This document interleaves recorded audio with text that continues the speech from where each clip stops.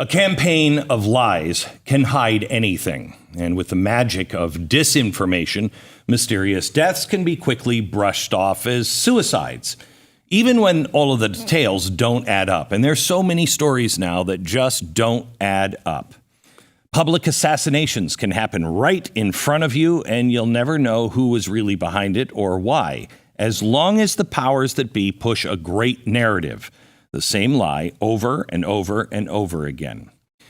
Jeffrey Epstein infiltrated the highest ranks of every sector of power. You are going to learn a lot about the world today. He was into law enforcement, art, Wall Street, Silicon Valley, big business, real estate, philanthropy, media, academics, and banking. He even wormed his way into high fashion.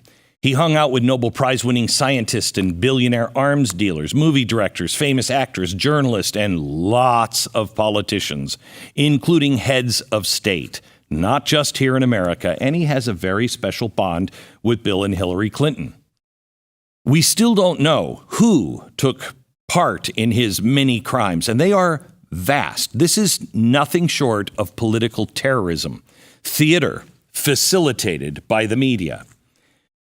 Today's guest, as you will hear, I just finished it, and you will hear halfway through, I say, maybe it's halfway through, I said, I think this is the most important hour I have ever been a part of in broadcast.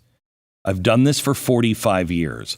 This is the most important person and hour you can spend. Today's guest has a gift for locating power and hunting it in its darkest corners.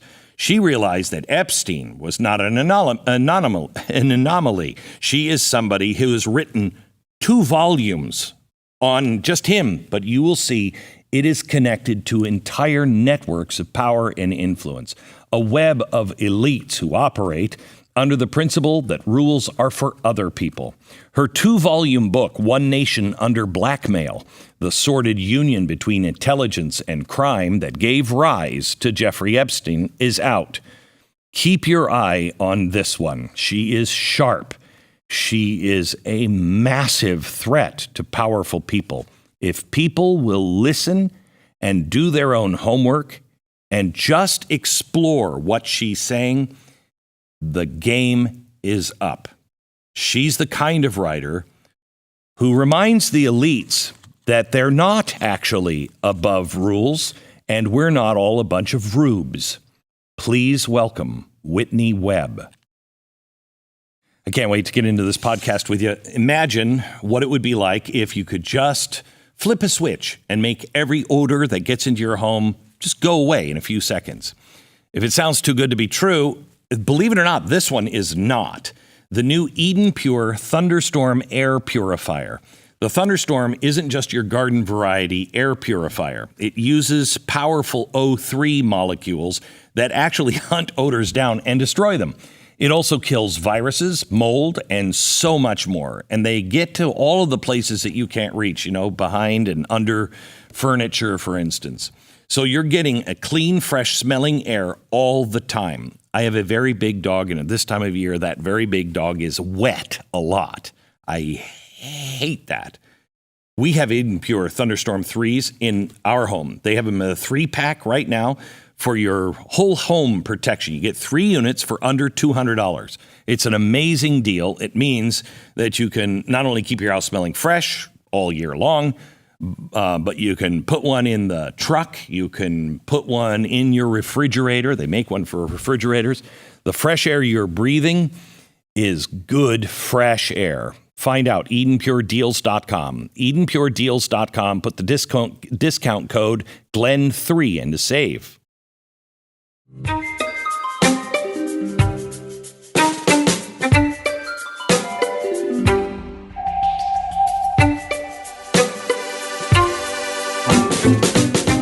Welcome. I am a huge fan of your work. You have covered some of the most important stories, I think, in my lifetime. Wow, thank you. And you are so clear on all of them. And most of these stories are the ones you can't get answers on. They're all the stories that the big and powerful want to hide, want you to not see what's really going on. And it's so frustrating because it's clear that these things are happening and should be discussed. You worried ever about your safety? No. And the reason I say that is because I think, a lot of what we're facing is an energetic and spiritual battle, I guess you could say. And I think in order, if you're afraid of these people, you're giving them power over you. And I think really the only way to win this is to have your commitment to, what you're fighting for, the good about humanity, to be total. Right. So wow, good for you. How old are you? 33. You write and think and speak like you're 80 and very wise. Thank you. You must have had good parents. Okay, so I want to talk to you, if we can, in an hour. I want to mention Bitcoin, get a little bit of that. Journalism, transhumanism, ESG, the World Economic Forum. We're not going to be able to get to all of it, but we have to start with Jeffrey Epstein. Because the way you have written about him, it connects to a whole world of corruption. Yeah. Is he kind of the Rosetta Stone? Yeah, I think it's sort of like a meta scandal. You're looking at someone who really had, I guess, for lack of a better metaphor, had his hands in a lot of pies, right? Yeah, right. So he was sort of at the center of a lot of scandals, but not necessarily at the top, right? I think he was more maybe middle management in a sense, but very central to a lot of these things going on, that sort of these networks in which he inhabits are involved in, numerous acts of corruption simultaneously. And he, is there involved in many of them, but not necessarily at the top level, right? So was he a spy?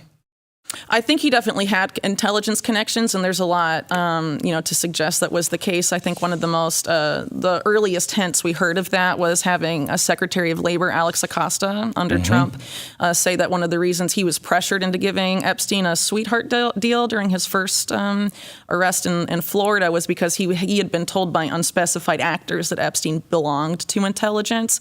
But that's kind of, what exactly does that mean? Was he an asset? Was he on the payroll? Which intelligence agency? Multiple intelligence agencies? Right. When you have his close association with someone like Ghislaine Maxwell in the mix, and her father had affiliations with numerous intelligence agencies, it really is an open question. He was kind of a bad guy. I'm reading your work about him, and explain who he was.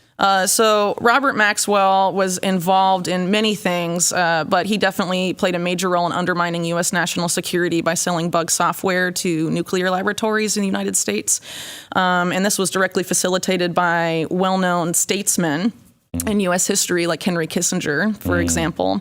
And a lot of the people, I think, that enabled him, at least on the U.S. side, tend to be those that favor global governance and, they kind of don't want the U.S. to have that kind of monopoly on power. Because all of his family, they were killed in the Holocaust, right? Right. Mm-hmm. And so he's in the West, England. He survives, becomes kind of William Randolph Hearst of England. Yeah, media mogul, sure. Yeah. And then betrays the West. And that's not because he was on the other, he wasn't on the Soviet side. He was on a global government side? Well, I think you have to look at this network, and they've evolved over time, right? Robert Maxwell was very close to the Eastern Bloc. He had a very close relationship with intelligence figures in the KGB and also Bulgaria. He had a relationship with British intelligence and Israeli intelligence, and was involved in aspects of what later became known as Iran-Contra, which of course involves aspects of U.S. intelligence. So, I mean, he had his hands in everywhere and everything. And I think ultimately people like him are interested in any deal they can make to advance their money and their power and their influence, they'll take it. So Robert Maxwell was very interested in having his family be like the Kennedy family, a political power dynasty. And that's part of why he started moving into New York City around, just a year or two before he ended up dying. And Ghislaine Maxwell was sent to New York sort of to be his emissary. Wow. into the U.S. And he wanted her actually to marry a Kennedy, and this is attested to in past mainstream media reports. And you can see his efforts to get her close to, I think, one of the sons of Robert F. Kennedy, and also John F. Kennedy Jr., trying to get her sort of in that social tier, because he sort of saw that as, would advance his power and also, that of his children. And I think if you look a lot at the psychology of Robert Maxwell, he seems to have had narcissistic elements, and that could be because of the trauma of his past. And a lot of times narcissistic parents see their children as extensions of themselves. Yeah. And so, he's looking at how to build an empire and using his children to that effect. And you sort of see that with the psychology of Ghislaine Maxwell as well. So is Ghislaine, was she part and parcel of from the beginning, or was she, kind of a good girl, idealistic, comes over here, knows that dad wants to put her into powerful positions, but not shopping women? I think it's a lot more complicated than that. You have to look at her early history. The favorite son of Robert Maxwell was originally Michael Maxwell. He was in a vegetative state after a car crash, I think, when he was 15. And that happened shortly after, just a few days after Ghislaine was born. So her family members and she herself have attested to that she was basically neglected for the first 3 years of her life, and even developed childhood anorexia. Things like that. And then, not a few years after, she becomes the favorite child. So she goes from having this complete lack of parental attention to being sort of showered in it by Robert Maxwell. And that obviously is going to have a psychological impact on someone. And in addition, she was basically managed by her father from a very early age. He managed her, tried to manage her romantic life. He tried to manage what job she would have, and she was very dependent on him. So when he is dead in 1991, it makes sense that she would attach herself to someone with a lot of the similar characteristics, right? So Dad didn't know about Jeffrey Epstein, wasn't alive at that point? Well, the allegation have been made by people that worked with Robert Maxwell in the 80s that Jeffrey Epstein was seen in his offices frequently in the United Kingdom. And during that period of time, it was known that Epstein was active in the United Kingdom. He was allegedly being mentored by a British arms dealer named Douglas Leese with British intelligence connections. God. First of all, you wrote 2 volumes on this. 1,000 pages. Yeah, I mean, that is crazy amounts of work. Yeah, my son was born in the middle of it, so it was really crazy. You were there for that, I imagine, when your son was born. So tell me, 1,000 pages, and there's no fluff in it. I mean, it is. It's dense. It's very dense. Mm-hmm. Why is it nobody else is reporting on this? Well, I guess I don't really know exactly why that would be, but the silence is very eerie about major aspects of the Epstein case. It ended up being 1,000 pages because as I was writing about Epstein, a lot of the connections that came up, I was just, increasingly aware that a lot of people in the American public, a lot of the names I was coming across, most people weren't going to be familiar with. Correct. Banks like the Bank of Credit and Commerce International, or BCCI, the scandal that involved, or even things like Iran-Contra, people may have heard the name but don't really know what it involved. So I figured I was going to have to go back and sort of explain that to people. So that type of context is volume 1 of the book, and also the history of sexual blackmail and how it's been sort of an undercurrent in some past political scandals in American history, and how in these sorts of networks in which Epstein was inhabiting, that type of practice and exploitation even of minors for those purposes was actually disturbingly common. So Epstein starts to look less and less of he's not an anomaly, basically. Right. By the time you get through with volume 1. And so volume 2 is sort of my effort to, dig up as much as I could, with stuff that's publicly available, really, about Epstein, and also his greatest benefactor, Leslie Wexner, and then also, Ghislaine Maxwell. Okay, so this is just... There's a lot to discuss. There's a lot to discuss here on just this, because this goes to the deep state, or you call it deep politics. And it's been going on for a long time, but people, I don't think, realize that, the Bourne Identity, those Jason Bourne movies, that is a reflection of some people's real lives. I mean, it's a totally fictitious story, but those things do go on.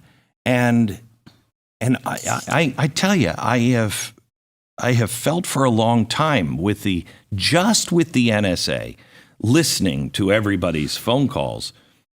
If you're important in Washington, they're going to do everything they can to manage you. Yeah. So if you're not rock solid in who you are and what right and wrong really is, they got you. Yeah. But even they don't, today, I think we've moved away from the type of model that Epstein used for sexual blackmail. It's an era of electronic blackmail, and you don't even have to do anything wrong. They can just plant it on your devices and play gotcha that way. So it's really an unprecedented situation. And a lot of these intelligence agencies, as I note in the book, really for decades have been totally out of control. And I really start off the book talking about how intelligence agencies and organized crime in the U.S. got in bed together, and really that symbiosis. It was originally justified out of wartime necessity during World War II. Fighting the Nazis. But it never stopped, right? Right. And it's, business is business, and some of these people in our own national security state, realized they could make a lot of money working with organized crime and really shielding them and getting in on the spoils, I guess you could say. Good news and bad news. Here is the bad news first, then we get right back into the podcast. It looks like beef prices are probably going to increase by another 20% early next year. Isn't that great? Nothing like a large increase in meat prices, the largest in U.S. history, to cheer you up. Well, here is the good news. Good Ranchers is letting you lock in your price on all the meat you buy this November when you subscribe during their Black Friday savings. This is a chance to inflation-proof your meat budget. And you're going to get $70 worth of free USDA choice steaks and save an additional $25 on every box when you subscribe. So forget the high prices and the low quality of the grocery store. Treat yourself and someone you love to Good Ranchers, their award-winning service and quality. It's great for the holiday season. Remember, visit goodranchers.com/Glenn or use the promo code Glenn at checkout to grab their best offer of the year. Black Angus is one of the premier breeds of cattle for high-quality beef. So don't have a normal Black Friday. Have a Black Angus Friday with great steaks from Good Ranchers, American meat delivered. We think of, in my idealistic years of thinking about America, I thought, well, we did some bad things, yes, and I'm not talking about slavery or anything else. I'm talking about things we did in war. Mm-hmm. But we had, we really didn't want to do those things. I'm not sure if any of that is true. Are the people involved in this stuff, do they recognize at all that this is evil, or is this just business? Well, I think when you're talking about intelligence agencies, there's hierarchies. So there's people maybe low in different levels that may think what they're doing is right and advancing American interests. But then there's people at the top that aren't necessarily like that, and it's about advancing their own interests. If you look at a lot of controversial intelligence operations and decisions, coups, for example, of the past, a lot of it was justified as going against communist influence, trying to keep that from growing. But then some of these same actors, like the Iran-Contra types, they ended up getting involved with the Chinese government just a few years later in the 1990s. And some of this blossomed into what a lot of conservatives today remember as Chinagate during the Clinton administration and things like that. So, they really have no allegiance to anything except their desire to grow their own money and power. Are we ever going to find out who's in the black book? I don't think so. I think the FBI has been compromised from the very beginning. In the book, I talk a lot about J. Edgar Hoover. He was blackmailed by the mob. He realized the power blackmail had, started using blackmail himself. And, increasingly the FBI, and I think it's very obvious to a lot of conservatives now, comes in to cover things up and to, go after, figures that they, don't want to advance in their careers or, any sort of thing. It's very complicated. So what do we do as a country when, there needs to be massive investigations of all sorts of stuff, Jeffrey Epstein being one, and, the government is increasingly incapable of investigating itself, especially when you're looking at the FBI or something. Can we just go through some names like Alan Dershowitz and Bill Clinton and Donald Trump? What were they involved in? So So each of those cases is really different. But if I'm looking at, I guess the one that's gotten the most attention, obviously, are the former presidents, right? Trump and Clinton. As far as I'm concerned, the Clinton-Epstein relationship is much more damaging than the Trump-Epstein relationship. But there, are obvious reasons for concern in both of them. Mm-hmm. And I don't think it's, in trying to be objective, I can't absolve one or the other. But are you saying... Are you saying because one is more damaging? Because people don't understand.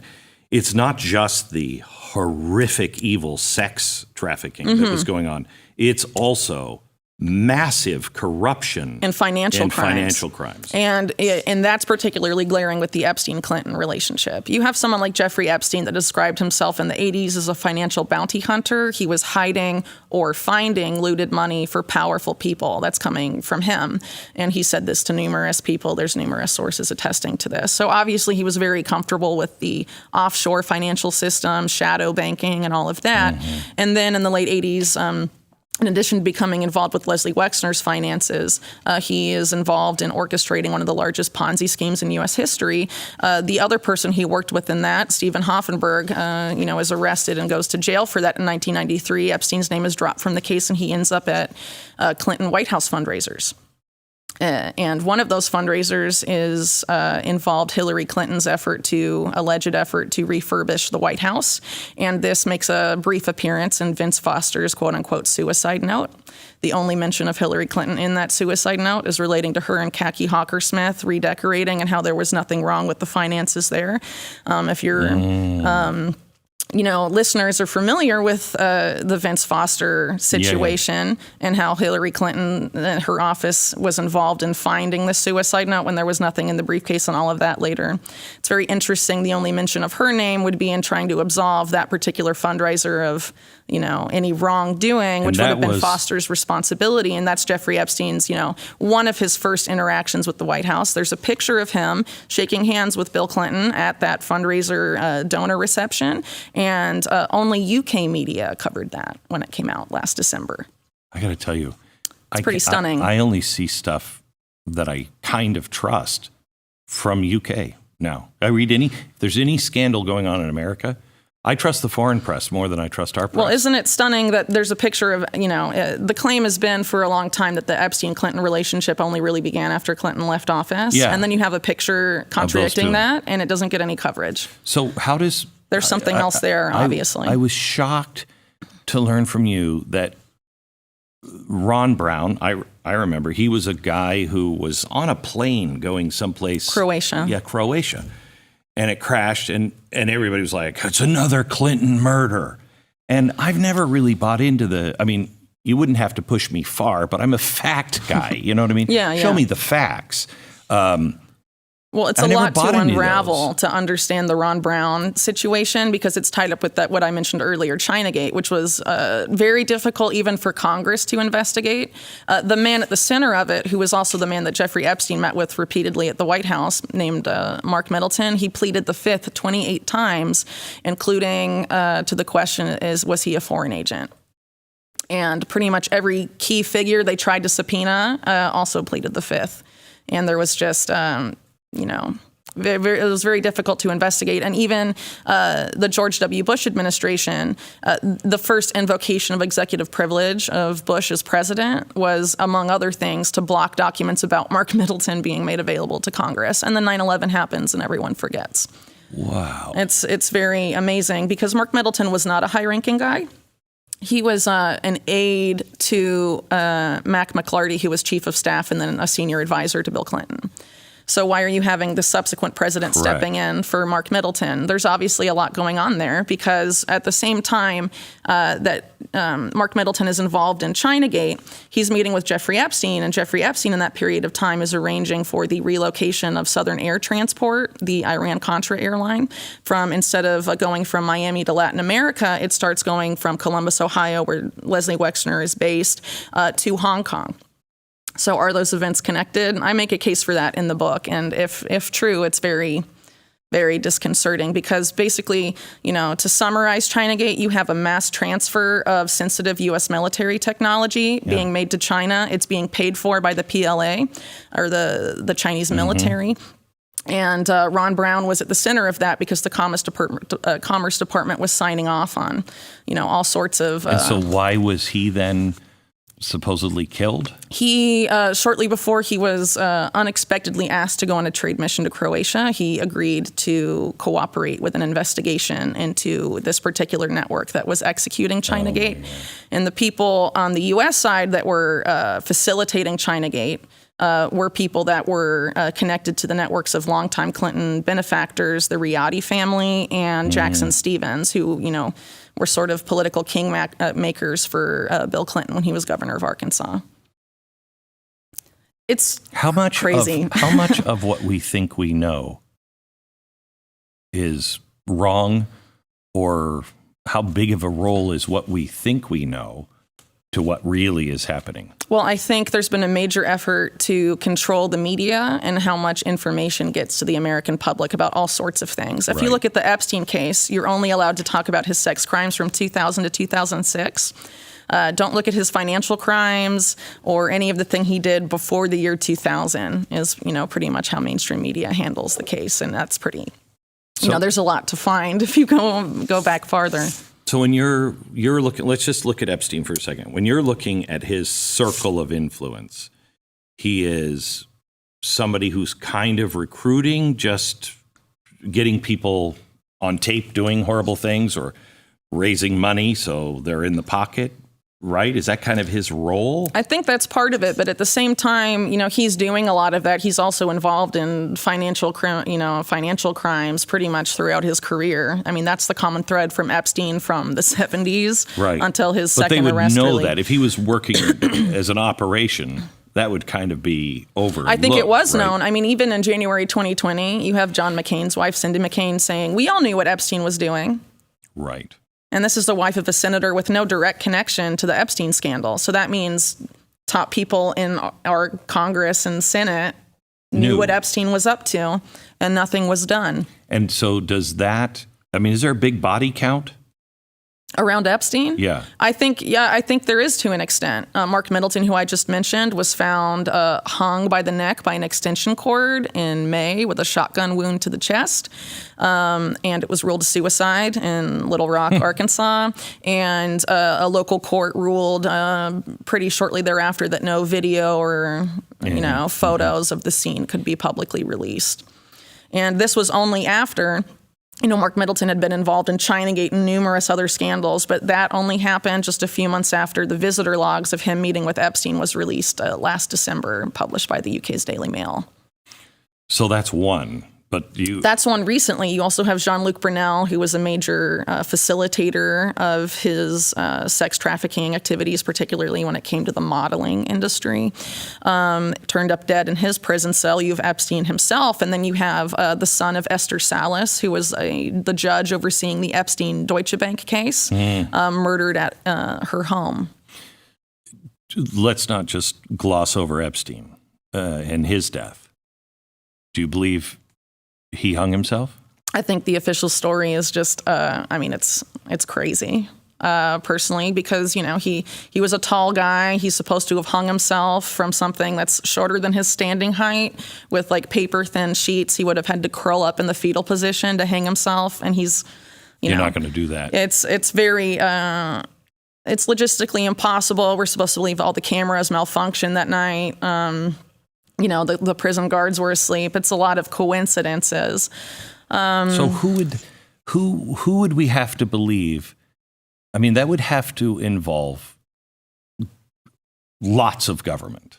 Government. But he belonged to intelligence. And if you look at, someone like Robert Maxwell, he died off of his yacht. He had a lot of ties to intelligence. Things were, the walls were closing in on him, and his own daughter, Ghislaine Maxwell, thinks he was murdered by rogue Mossad agents and Sicilian contract hitmen. And that's coming straight from his daughter that worked closely with him. So if if things get too hot, if you, maybe did work for them in the past, but you become, more of a liability than an asset, things sometimes happen. Every morning, people all over the country wake up and live their lives. It's a land that today is still free. They work hard. They try to make a good living. They love their God, their family.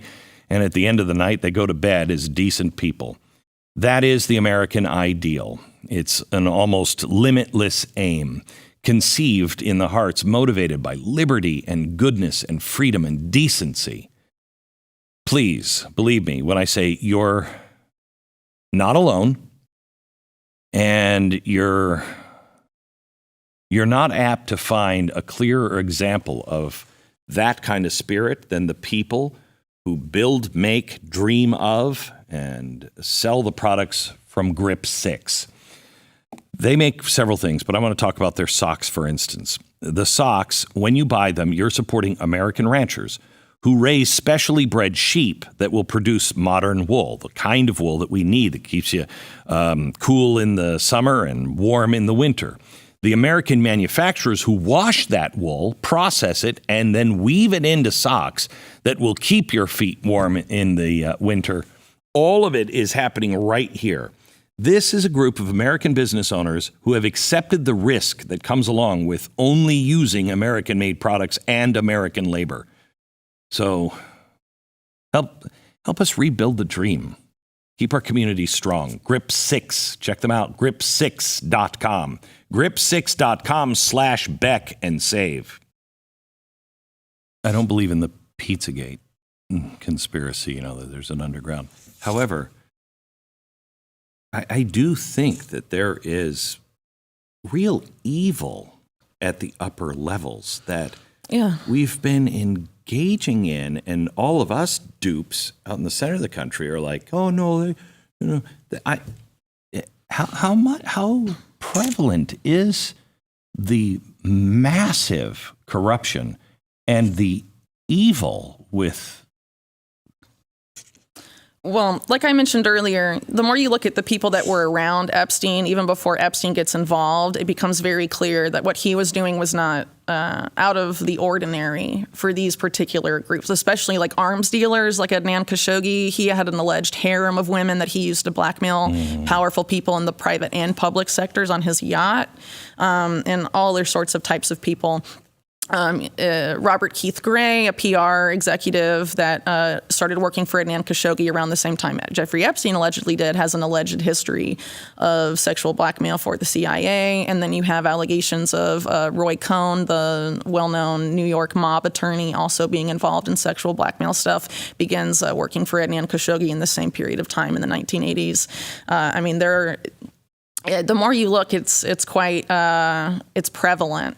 But, how prevalent it is, I can't really say, but it definitely does influence our politics, and that's disturbing. Is the Clinton Foundation involved in any of this? It just is... So I don't know exactly, those types of activities. I have no evidence for that, and I haven't looked into it, so I'm not going to say it's not happening, but I just don't know because I haven't looked. Right. But like I mentioned earlier about the Epstein-Clinton relationship, he goes from Ponzi schemes to Clinton fundraising. Then he's involved with a lot of the 1996 controversial fundraisers that were investigated by Congress.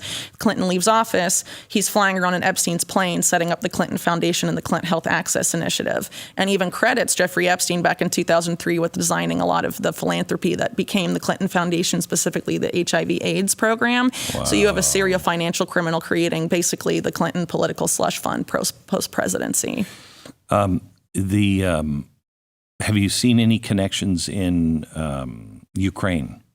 It's the hotbed of a lot of really nefarious players. Yeah, I haven't looked into it specifically because a lot of my timeline that I did for the book, stops before years like 2014 when there was this, basically a coup.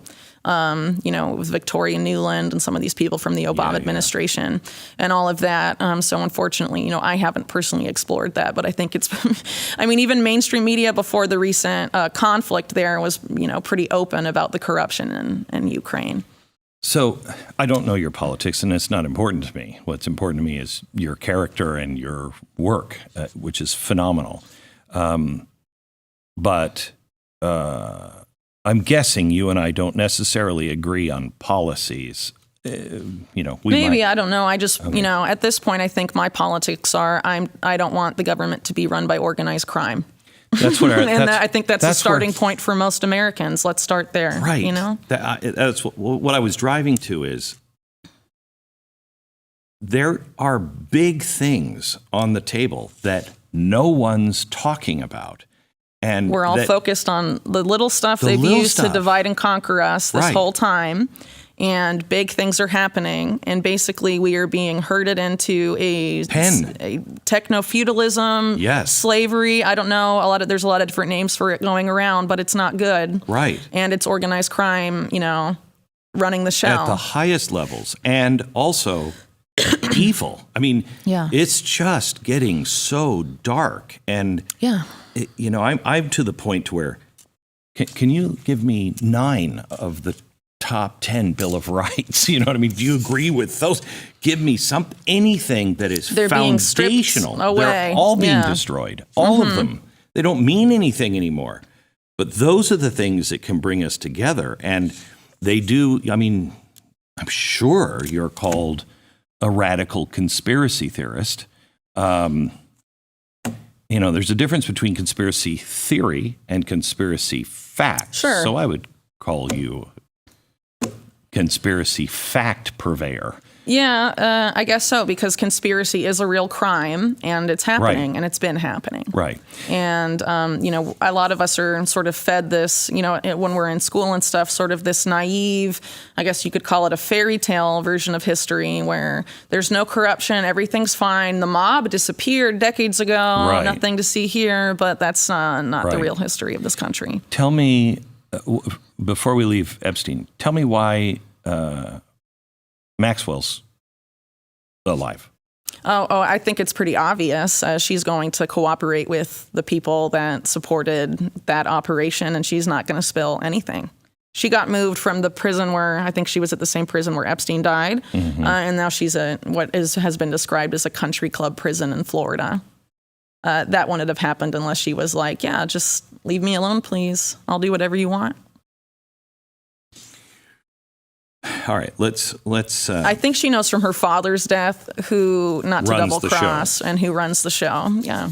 How does this involve the regular person? Why should the regular person care about this kind of corruption?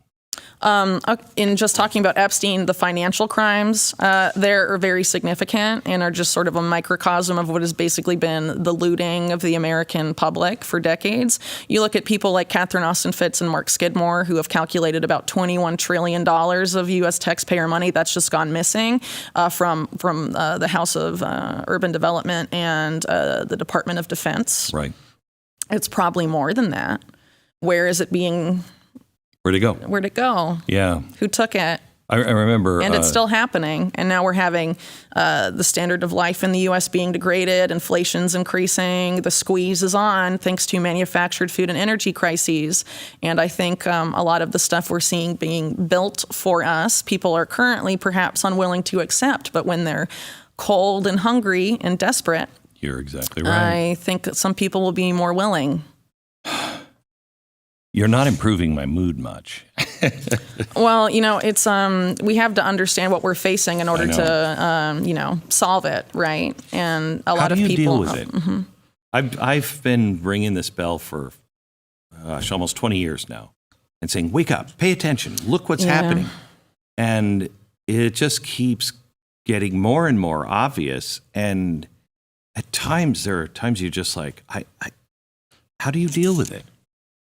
Well, I'm a mother, and I just, I have to keep going. I don't know. I have to keep saying something because my kids are going to live in this world. Right. And there's certain things that I just find unacceptable. And I think every parent probably does at this point. So, it doesn't really matter anymore. And I think also if you're looking at this from like the energetic spiritual level, we have to keep fighting because what's the alternative and what does that mean for us even after we're gone? Yeah. Right. So let me, I first ran into you and your work. I don't remember where I saw you, but you were talking about transhumanism. Mm-hmm. And this is something that, again, I think I was talking about this in the 90s. And saying... It's been going on a long time. A long time. Mm-hmm. And saying that this is what life is going to head towards. and it's not good. And we should probably have a conversation now. You know, we are on the verge of this. This is happening. It could faster happen than ever. Yeah. Yeah. It could happen 20, 25, 30, 35. It's here now. Yeah. Explain what transhumanism is and why it is so dangerous. Yeah, so I'll just probably start with the history of it. So there was a man named Julian Huxley. He's the brother of the famous author Aldous Huxley. He was president of the British Eugenics Society. The United Nations is created after World War II. He is put in charge of UNESCO. In writing his vision for UNESCO, Julian Huxley says about eugenics, we need to make the unthinkable thinkable again. 10 years later, he coins the term transhumanism in a book called... Did he read his brother's work? I'm sure, actually, that Aldous Huxley's work was influenced by the type of social milieu he inhabited, which would include his brother. And, sort of those intellectual circles where both of them grew up, right? Okay. You know, this is the British aristocracy, and really a lot of the idea of eugenics going back to Francis Galton and, Darwinism and all of that, it seems to sort of emanate from there. Fabian socialists and all of that. Yes. So in a book in 1957, I believe, called New Bottles for New Wine, something like that, Julian Huxley coins the terms transhumanism and talks about how the new eugenics is going to be merging man with machine. So this is basically eugenics rebranded, and a lot of people that funded eugenics causes of the past, like the Rockefeller family, are, big proponents of transhumanism today, and it's getting increasingly problematic. I would say, if you look, for example, at the new head of the FDA, who very few people have bothered to look into, Robert Califf, he's a former Google Health executive. Google Health has a joint venture with GlaxoSmithKline called Galvani Bioelectronics. I think the former head of that was Moncef Slaoui, who was in charge of Operation Warp Speed, and their focus is what they call bioelectronic medicine, which is, injectable nanotechnology that can manipulate your central nervous system. What are the implications of that? We have the person that just purchased Twitter, making a brain chip company. He's also a major contractor to the U.S. military. He has a major conflict of interest with Chinese Silicon Valley equivalents like Tencent. He says, and I love this, he says, that's one of the reasons why I want to get off the planet. He says his work is to find a way to compete against the transhumanistic, folly.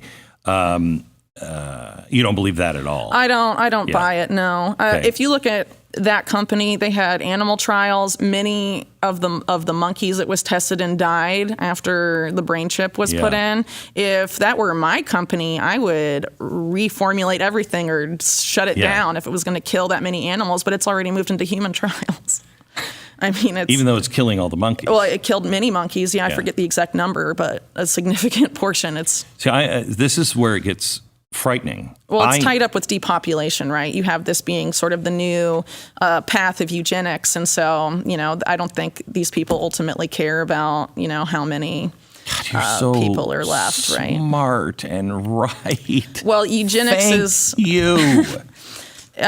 People like to act like eugenics disappeared, and it hasn't. It's just rebranded. And if you look at the history, it's very clear, and it's very disconcerting. That's why everything you're seeing that is coming out of policy all over the world, all of the World Economic Forum seems so look Malthusian. At Canada, the medically assisted death, originally it was going to be for terminally ill people. Now people are pitching it to homeless people in Canada saying, you're too poor to live. Do you want to kill yourself? How do we not remember what happened last time? Well, I think some of these people, you look at the Rockefellers, they funded what happened last time. Yeah.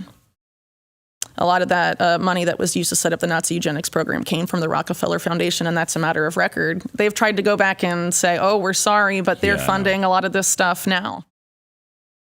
Okay, so I think you're getting the impression that maybe you should prepare.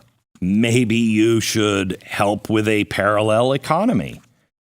We may not be too far away from being able to undo some of the damage that has been done. But it's going to take all of us doing our part. We got to vote. We have to stand for the truth. We have to be a little bit more like our guest. Patriot Mobile is America's only Christian conservative mobile phone provider. They have been a force for conservative values. And when you're with Patriot Mobile, a portion of your bill goes to fund conservative causes and candidates who believe in things like the sanctity of life, freedom of speech, and the Second Amendment, values that made us the greatest country on earth in the first place. Their family and their business plans are affordable, and they have the same great coverage as the major carriers because these days, everyone is on the same set of cell towers. And when you add on top of that fact that you're supporting shared values, you're winning. Win. PatriotMobile.com/Beck. Do it now. PatriotMobile.com/Beck or call 972-PATRIOT. Make sure you get free activation with the offer code BECK. You've read IBM and the Holocaust? You read I haven't read it, but I'm familiar with the relationship there. He's a good dear friend of mine. And, it's the same thing. It's the same thing now. Giant corporations are in bed with all of this stuff. And someday they'll be hiding it and go, no, we didn't do anything with that. But I don't know if... I don't think they even have to now. I mean, if it really gets to the transhumanist point and they can just manipulate, this is an attempt to manipulate consciousness. Yes. Really. So, and memory and all of that. I mean, they don't have to even bother with it anymore once it gets to that point. I talked to Ray Kurzweil once and I said, you put the nanotechnology, just help me out here, Ray. I'm a science fiction writer. You put the nanotechnology into me and you control it. Not me. You control it. And I start speaking out about things that you and the powerful don't like. Why don't you just turn me off? Why don't you just, you know what? And all that nanotechnology, and I just die. Sure. And his response was, because we wouldn't do that. Yeah, let's trust us. Yeah. How has that gone for the, past 100 years or so? Right. And if organized crime are the people in charge, are you going to trust them? I mean, they want us to trust in them. If you look at the World Economic Forum or even the Biden administration and a lot of their policy documents, one of their main focuses are rebuilding trust with the public. And it's not working. Yeah, it's not. But they may be looking at drastic interventions to make it work. And I think, if we're transhumanism to be shoehorned through, that could happen. And if you're seeing this, the sort of these mergers, because there's many of them, of Silicon Valley companies and big pharma, they're framing it as healthcare, but it's eugenics being framed as healthcare. And it's really terrifying. I mean, it's terrifying. It's crazy. There's a lot of words for it, but ultimately it has to be stopped. And unfortunately, COVID has set this precedent where it can be mandatory, or where you can lose your livelihood, where you can not be able to travel. You can basically be placed under house arrest unless you agree to it. If you don't, in the grand scheme of where we've all been upgraded, we're all part of the internet. Upgraded. Yeah, I know. I don't think that's the intention. That's how they're selling it to people. If you look at this, for example, the British Eugenics Society, where a lot of this came from, you look at someone like H.G. Wells, best known as a science fiction writer, but also a avowed eugenicist. He predicted that in 100 to 200 years, there would be two human races. There would be the upgraded, augmented elite who were intellectual and attractive and, were the ones that did everything. And then a dwarf-like, troll-like, squat underclass that eats bugs. And, for people that have been paying attention, it seems like, they're selling this as one way. It's all going to be a utopian thing if we all upgrade. I mean, that's how it's being framed, right? But if you look at how these people think, they don't want that. They're looking at feudalism and how do you create a class of slaves that cannot even cognitively rebel ever again. It is why, these teachers' unions said, we care about, minorities and everything else. They did more damage to a whole generation of minorities more than they did white kids in but general. they put kids in general into the gears of the machine. I live in South America. The lockdowns there were brutal. Everyone was under house arrest, basically. You were only allowed out of your house twice a week with papers that you had to show to police. Each paper was good for like roughly 3 hours. And my daughter goes to daycare. She's 4, and she was thankfully, shielded from a lot of this and was able to have interaction and stuff. But a lot of kids weren't. And a lot of kids her age and younger are nonverbal. They scream, like, instead of talking. I mean, it's devastating. And the fact that these people, act like it was for the children or for public health when, the evidence increasingly comes out and it wasn't, it was for something else. And I think it's increasingly becoming clear what that something else is and was. What we're doing to farming, the ESG and World Economic Forum plan is evil. I mean, it seems an overused word. And it's one I swore off about 5 years ago. I said, I don't want to call things evil because it has to be evil is a different level. But when you're talking about controlling and dumbing down and enslaving and destroying, I don't know what other word to use for it. And they've gotten away with saying this is conspiracy theory.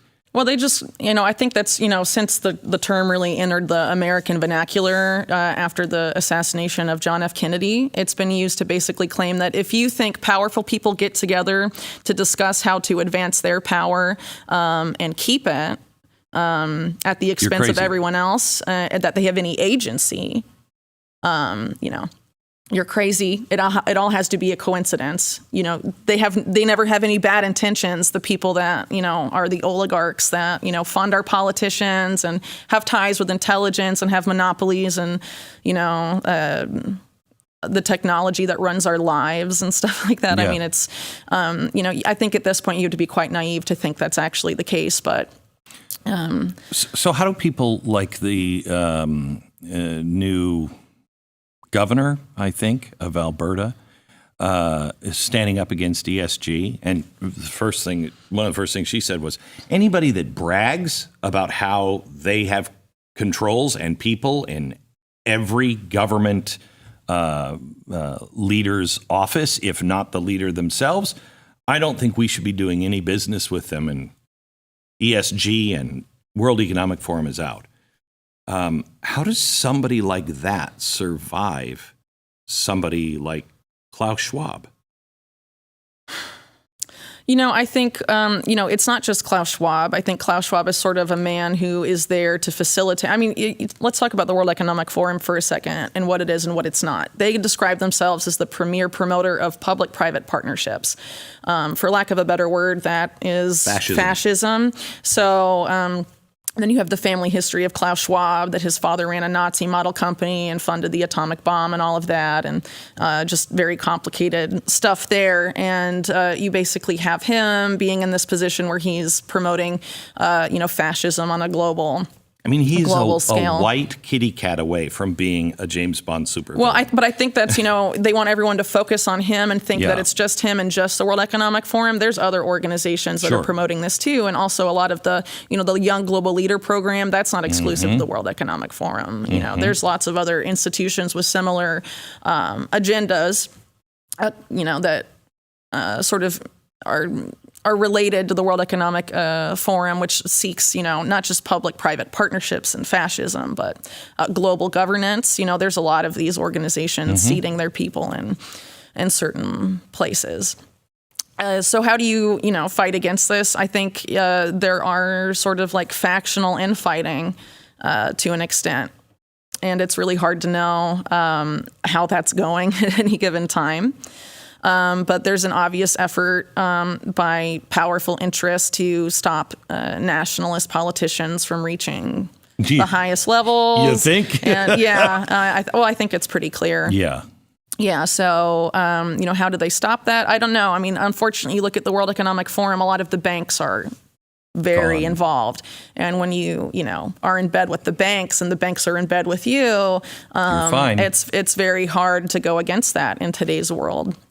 And, they're making it even harder on the little people in Canada that protested with the trucker protest. They were deplatformed, not from social media, but from the financial system. And I think that's going to become increasingly common. It's already happening to a lot of people that I work with, taken off of PayPal, having trouble with their banks, Venmo. I mean, Sure. And I think that's going to, become increasingly commonplace, and that's how they're going to try and force compliance. And, a big part of this, you have the move towards a central bank digital currency and all of that at the same time, which is programmable money. The state decides whether you save or you spend. They decide what you can and can't buy and all this stuff. And all the central banks, even on the, in places like Russia, where Vladimir Putin talks a good game about nationalism and protecting our culture, they're going full steam ahead with that too. It's the way you control a population. Yeah. And I think all these governments are really interested right now in domestic control. So what does America look like at the end? China? That is the goal of a lot of people at the highest levels of Silicon Valley in our government. Can I tell you would something? say, look, no, oh, sure. I have friends who are industrialists, and they would say to me 30 years ago, China's the new model. And I thought, that's a bad model. We don't want that.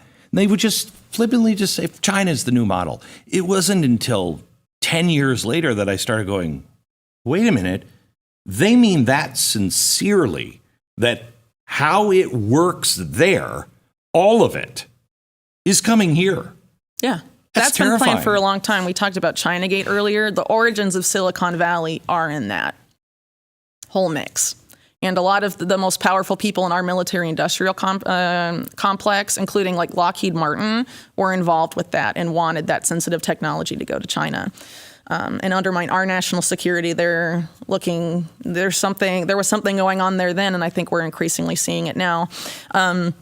I wrote an article in 2020 about the National Security Commission on Artificial Intelligence. They basically say that in order to be competitive in artificial intelligence and secure economic and military hegemony for the United States, we have to go beyond China in terms of their implementation of surveillance technology, the use of artificial intelligence, moving away from private car ownership, which they refer to as a legacy system, in-person doctor visits, to the AI-powered alternative. This was in 2019, before COVID. COVID comes along. 2 years before that, I talked to the chairman of the board at General Motors, and he told me by 2030, we won't be making cars as you know them today. We'll be making fleets. Yeah, because people it's won't Uber. be having, It's Ubers you rent and you can't control where they go, Correct. and they're only going to be in the smart cities. You're not going between cities anymore. No more road trips. No more, you decide, I want to go over here today. I want to drive 3 hours to see my family or whoever, my friends. That's over if these people win. And the National Security Commission on AI was run by Eric Schmidt, former head of Google. One of the co-chair was a top guy that works closely with Schmidt that was at the Department of Defense. And it's the intelligence community, the military, and Silicon Valley.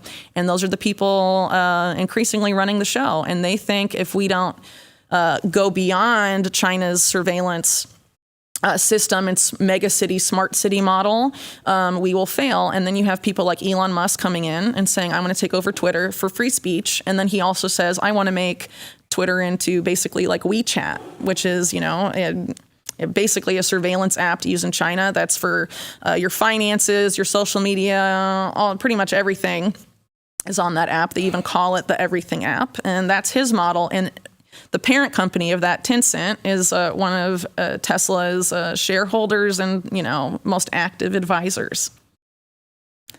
So is that data going to stay, that he's going to get from Twitter, the new Twitter, when it becomes a WeChat equivalent? Where's that going to go? I mean, there's a lot. If you look at, the China connection here, it's, when I was before I wrote the book, I didn't realize the extent of the overlap, but it's very concerning. You have people with major conflicts of interest running our national security policy on things like AI that have conflicts of interest with China. And Eric Schmidt just wrote a book with Henry Kissinger, and these guys basically argue in order to avoid a cataclysmic war with China, we have to make good and cooperate with China. And the model for that is basically, the World Economic Forum. I mean, they argue the same thing, global governance and technocracy, following the China model here. And it's very against everything most Americans are accustomed to. But they're, I guess, finding ways to manufacture consent for it, whether the justification's climate change, it's COVID, it's a food and energy crisis that's been manufactured. Whatever will stick, they'll use. But the problem is you're having the people that control Silicon Valley behind this. They control where most people get their information, where most people socialize today. And they're increasingly censoring people from platforms. They're waging basically a war on dissent. That I've written about a few times, and it's getting, increasingly Orwellian to the point where, they'll label you misinformation or, this is disinformation. But, the Biden administration, if their war on domestic terror advances the way they've written it out, you say the wrong thing or you disagree with the state even or the official narrative, you're, inciting violence. You're potentially a domestic violent extremist. Right. And that's happened in history before, not necessarily in the United States, but other countries. And, it's pretty clear that once that type of policy gets implemented, things go downhill very quickly. Do you have hope at all that if the Republicans could win, it at least slows it down? I mean, I think people in the Republican, there's clearly people who go to Washington and actually believe it and then are turned, or they go to Washington, they're already a dirtbag and they know what they're getting into. Yeah. And then there's a few that go and stand and are trying to hold the line. But they're a minority. A big minority. Or they get forced out. Correct. If I'm not mistaken, Ron Johnson, right? Was the one that challenged a lot of COVID narratives. Yes. And I mean, even mainstream media, NPR, supposed to be objective, says, he spreads conspiracy theories and his challenger's a rising star. And, they're very clear about who they favor and who they don't. And if they don't want you to win, they'll gerrymander your district. They'll do some, there's lots of tools that they can use to prevent you from staying in office, and who knows what we'll see in the midterm elections. But ultimately, those type of people that are willing to stand their ground and actually fight for the American people are very few. It doesn't really matter what party you're talking about. It's very small number when you consider the amount of votes needed to pass certain legislation. Yeah. So I think ultimately, the way out of this is for the American people to realize that yes, this is a fight between good and evil, but if you're looking for the good guys, stop looking at people that are put on the TV screens in front of you and start looking at your neighbors. Yeah. And the answer is so clear. Local. Yes, absolutely. This is really us versus them. It's not left versus right anymore. Yes. We are so far beyond that. Yeah. Really. And it's amazing and very heartening how many people that I know and I interview that we would have been against each other 15 years ago. We would say, you're, and now it's like, no, forget all of that. Yeah. And it's heartening that people are waking and starting to come together. Question is, do we make it fast enough? I've been saying for a while, this is going to be a photo finish. I don't know which one's going to.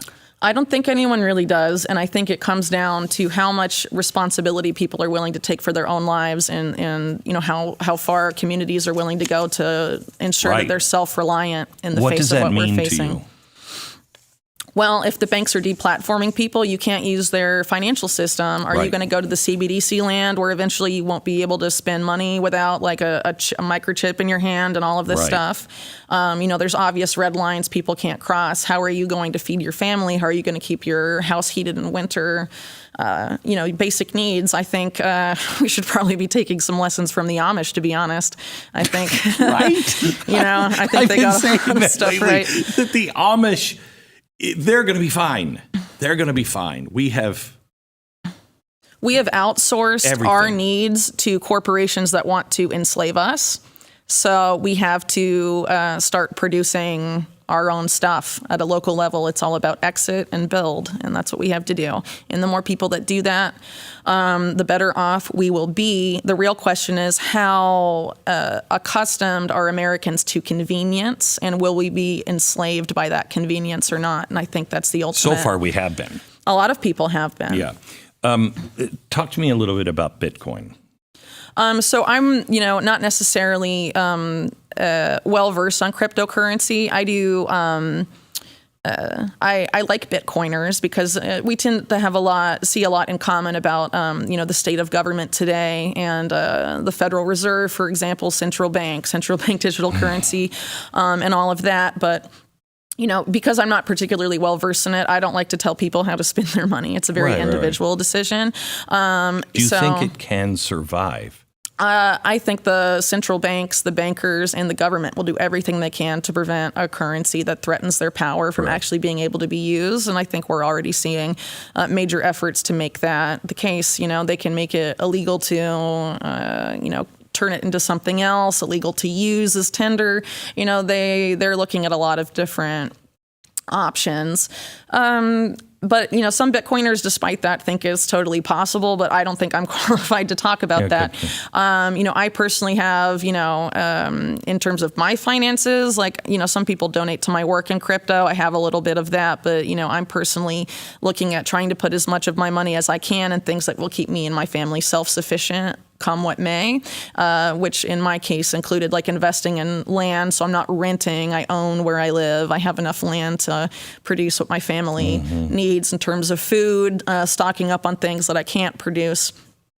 Things like that. That's where my money is personally going. But I am not in the business of telling people, giving financial advice beyond that. Sure. But, if the goal is to develop parallel systems so we're not dependent on the systems of the people trying to enslave us, whatever you think is a good way to get from point A to point B, that's probably where your money should be going. If Bitcoin's a part of that, if you feel that way, good for you. And if not, good for you too. I think ultimately what we need to do is try and create something so that we can be resilient and not have to, because the system is just so unacceptable.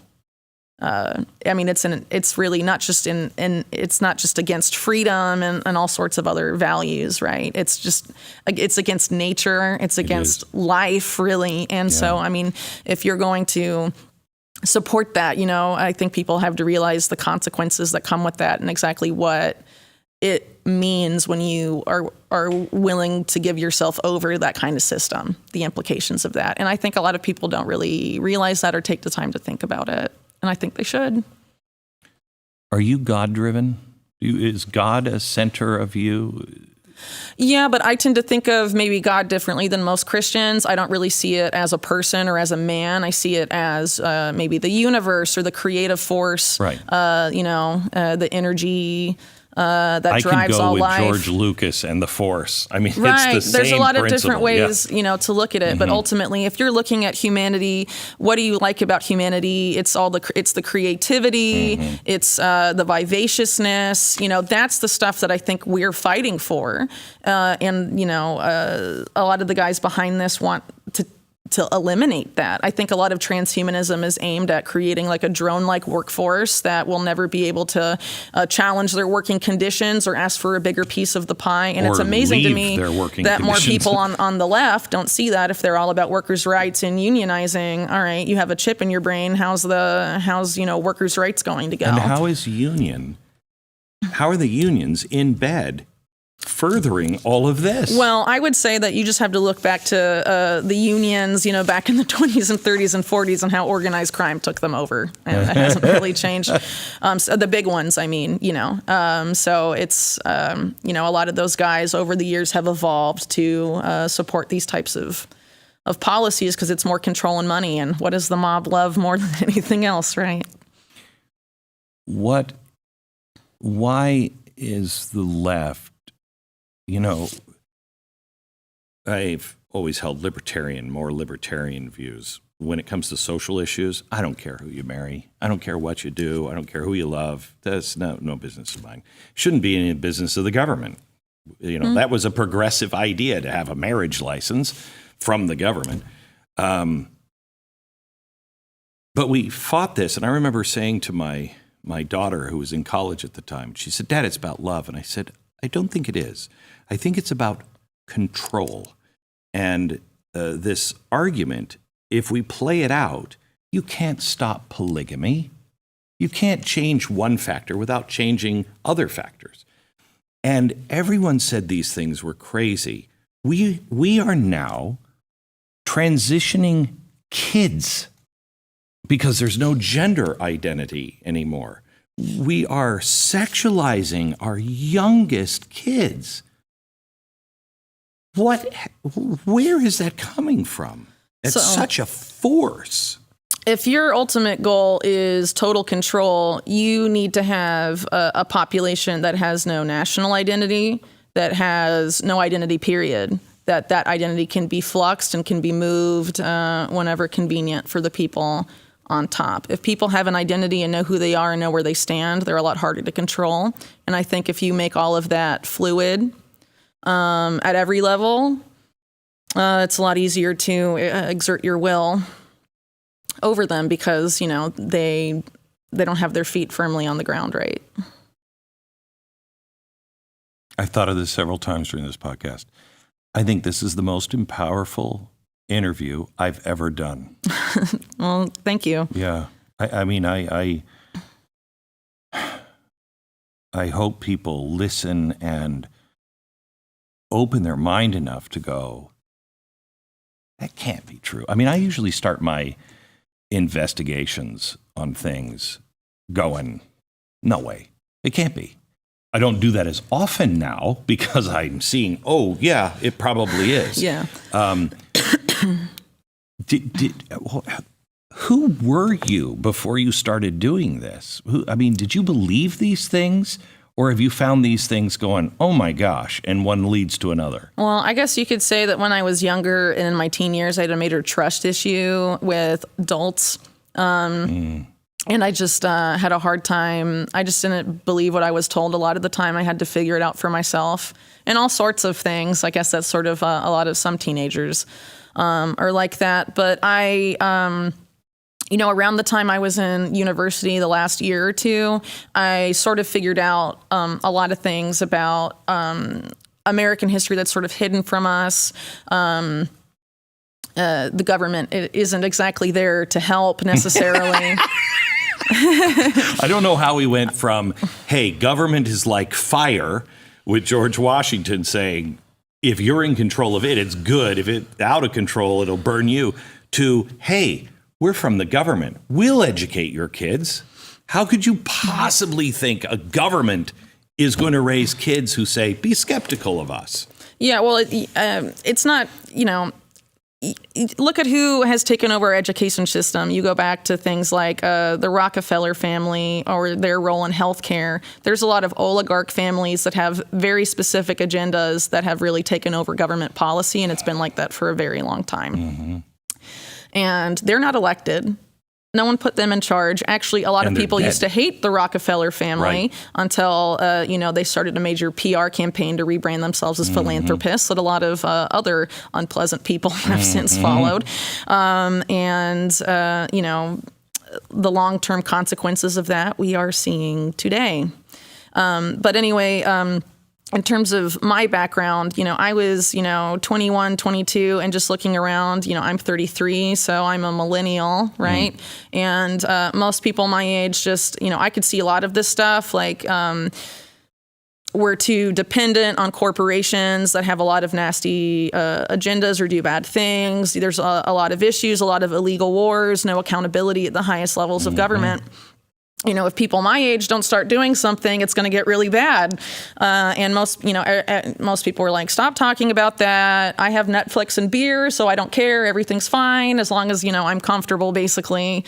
Screw your politics or screw your concerns. And I just, then wait, I left the U.S. after that. How can these same group of people, that generation, claim that No, you have to be an activist. You have to be involved in climate change. And, I'm going to sit down and glue myself to a wall like a moron. Yeah, well, that's the activism that's put in front of young people today, and they're being told that's what activism is, and that's the activism that's sort of in vogue because it's shown and treated by mainstream media as sticking it to the man. Right. These people throwing tomato soup on paintings, but you look at those groups, I think they're called Just Stop Oil. They're funded by the Getty and Rockefeller families. And the Rockefeller family, made their money off of oil, but, they have a long-time interest in eugenics and funding. Correct. People that basically helped create this sort of new environmental movement that downplays pollution and plays up carbon dioxide, and that's all we should be worried about. And, it's the biggest, I think the quote from the Club of Rome is the biggest enemy of humanity is man, and furthering, that narrative, not that, it's not the corporations that pollute or even the U.S. military is even by, climate change metrics, the biggest contaminator of, the planet and all of that. It's not about those guys. It's just about the regular people. But really what it's about is controlling how much energy people can use. And if you control how much energy a household can use, you can control their economic activity. You also control how big their family can get.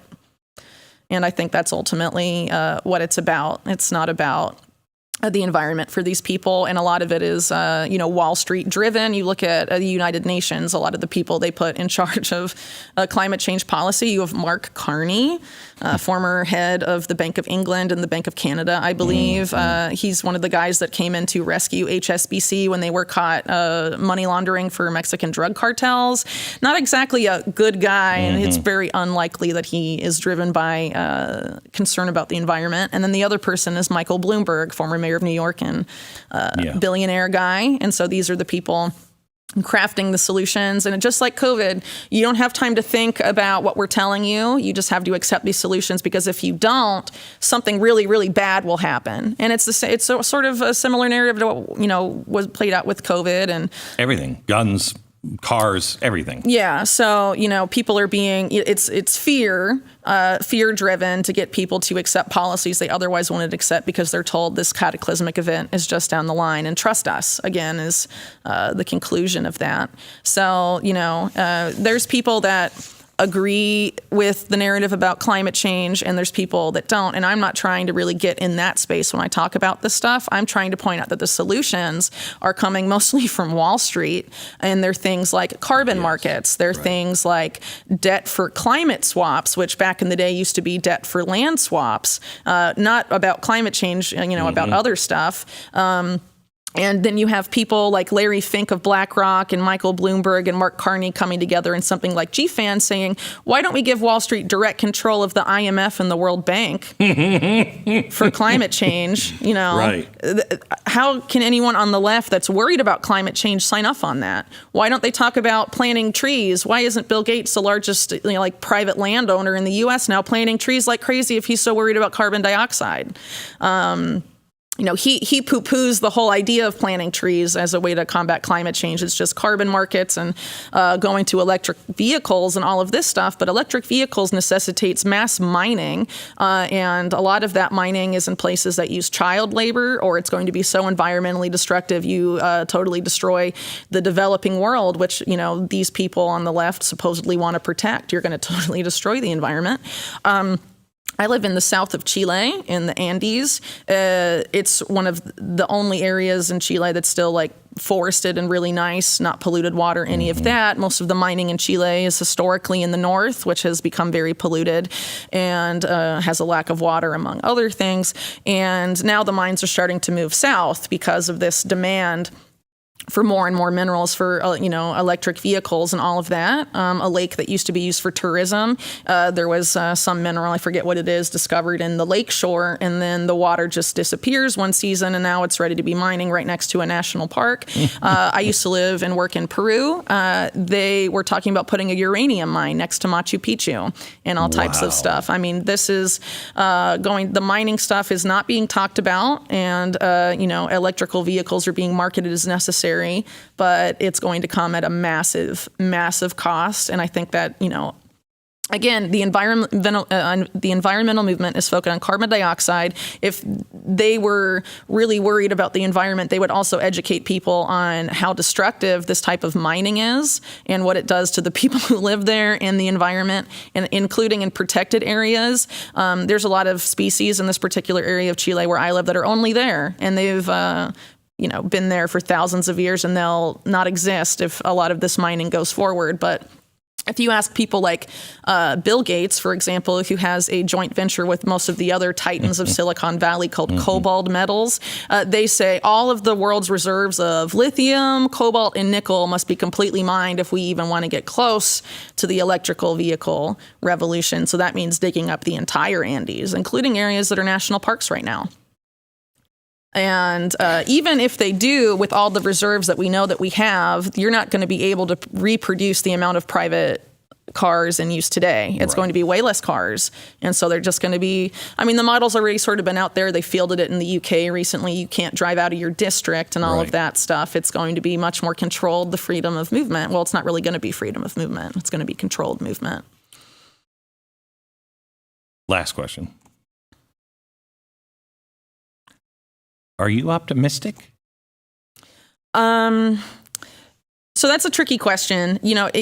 Sometimes you're working and writing on this stuff. It's ups and downs. Sometimes you feel inspired. Sometimes you're like, oh my gosh, you just want to face palm. Yeah. Right. But ultimately there's really no other way to be except to believe totally in a better future.